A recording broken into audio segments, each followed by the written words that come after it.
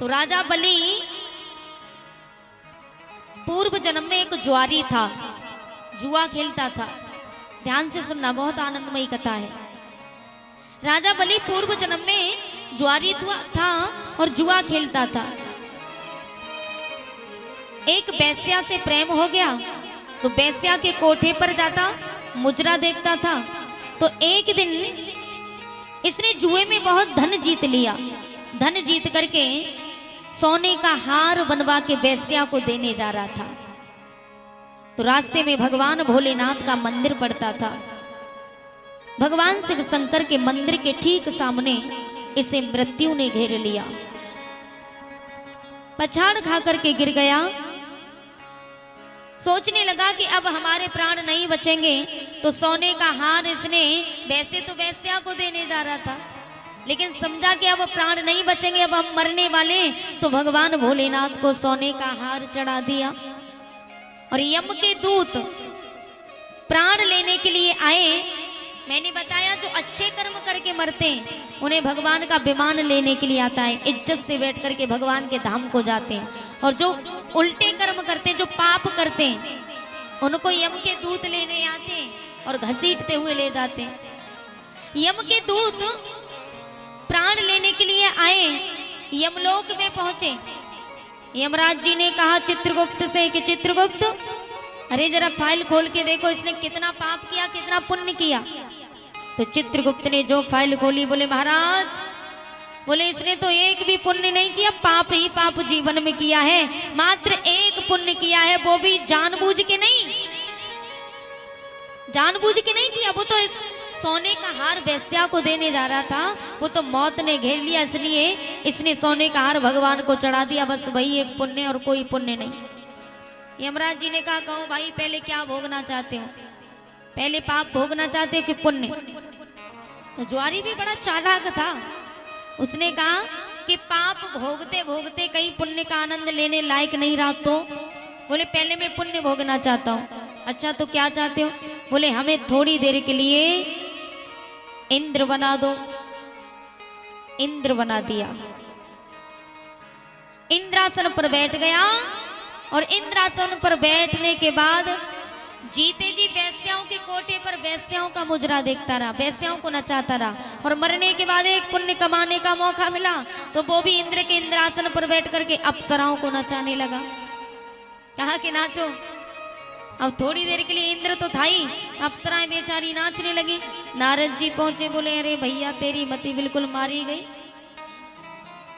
एक पुण्य कमाने का मौका मिला और वो भी गवाए दे रहा है। सोई उसी समय समझ में आ गया, आंखें खुल गई तो उसने इंद्रलोक पूरा दान कर दिया। अब थोड़ी देर के लिए सही था तो इंद्र दान कर दिया। देवताओं ने विचार किया, देवताओं ने कहा कि इसने इतना बड़ा पुण्य कमा लिया तो अब इसे दंड भी नहीं दे सकते और ना तो देवताओं के कुल में भेज सकते, तो दैत्य कुल में भेजा। यानी हिरण्याकश्यप के पुत्र प्रहलाद, प्रहलाद के पुत्र विरोचन, विरोचन के पुत्र राजा बलि बन करके आए। तो मरने से पहले दान किया था ना पिछले जन्म में सोने का हार, और यमलोक में जाकर के इंद्रासन को दान कर दिया। और जब दूसरे जन्म में आए बलि बन के तो दान ही करते चले आए, दान करते आए। तो उसी समय भगवान श्री हरि नारायण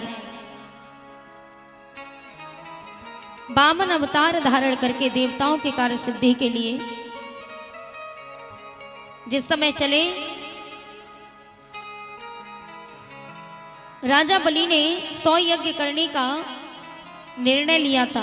99 यज्ञ कर लिए, 100वां यज्ञ कर रहा था। तो उसी यज्ञ को भंग करने के लिए भगवान श्री हरि नारायण वामन अवतार लेकर के चले राजा बलि के दरवाजे पर कि वामन भगवन का हुआ अवतार, देव हर्षाए रहे। वामन भगवन का हुआ अवतार, देव हर्षाए रहे। वामन भगवन का हुआ अवतार, देव हर्षाए रहे। हर्षा रहे, देव हर्षा रहे।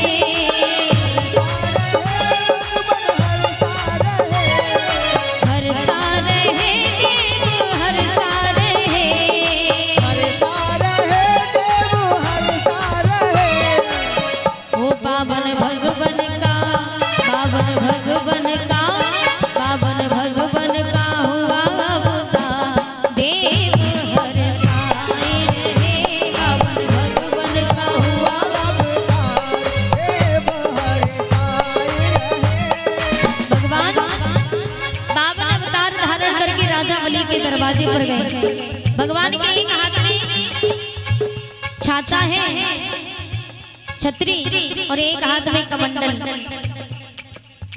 हाथ कमंडल छाता सोहे, कमंडल छाता सोहे, हाथ कमंडल छाता सोहे, हाथ कमंडल छाता सोहे।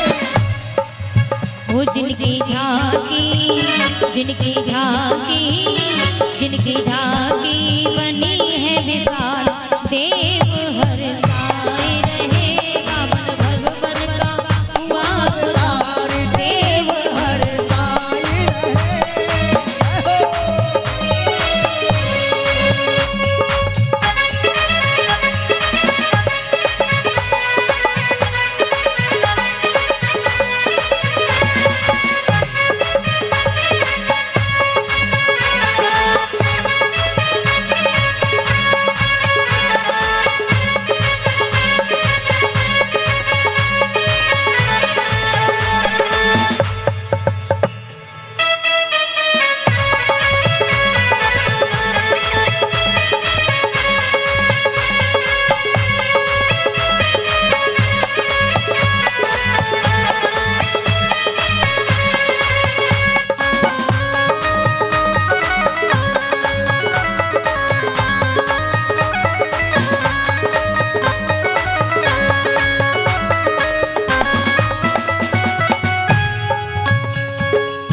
राजा बलि के द्वारे जाके, राजा बलि के द्वारे जाकर, राजा बलि के द्वारे जाके, राजा बलि के द्वारे जाकर, वो तीन पग भूमि, तीन पग भूमि, तीन पग भूमि मांगी दान, देव हर साए रहे बामन भगवन का हुआ अवतार, देव हर साए रहे। बामन भगवन का हुआ अवतार, देव हर साए रहे बामन भगवन का हुआ अवतार, देव हर साए रहे।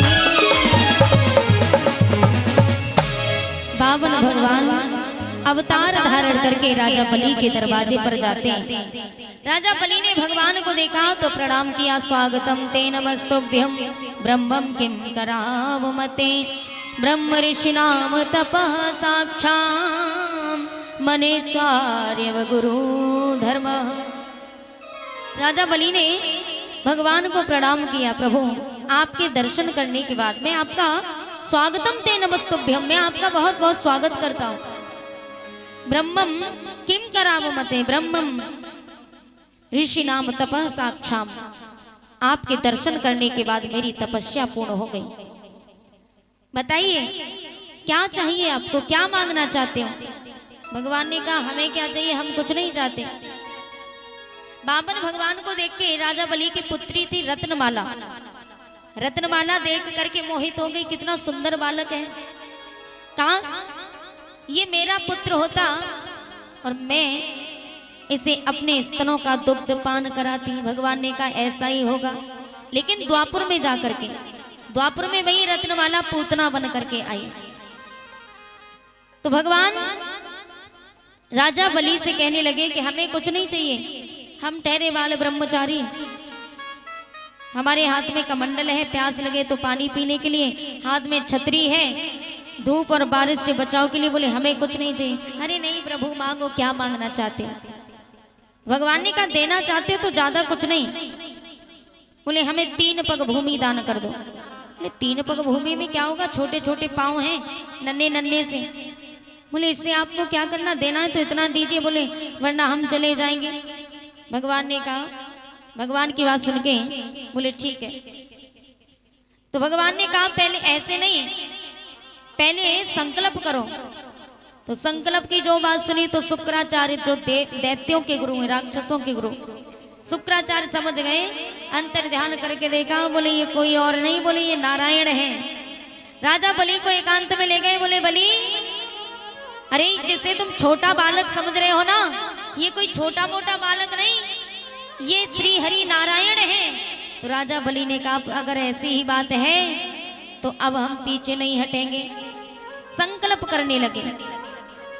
राजा बलि ने कहा प्रभु हमारे पास जल तो नहीं है। भगवान ने कहा जल हमारे पास है, हमारे कमंडल में।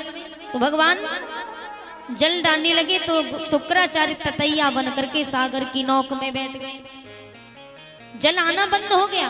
भगवान ने समझा कि कोई कूड़ा करकट अटक गया है, तो भगवान ने एक सीख ली, सागर की नौक में डाली तो शुक्राचार्य की आंख फूट गई। शुक्राचार्य बाहर निकल के आए, कहने लगे कि लेत है कोई देत है कोई, आंख शुक्र ने व्यर्थ में खोई। आंख फूट जाती है। संकल्प किया तो भगवान ने विराट रूप धारण कर लिया। बोली नारायण भगवान की।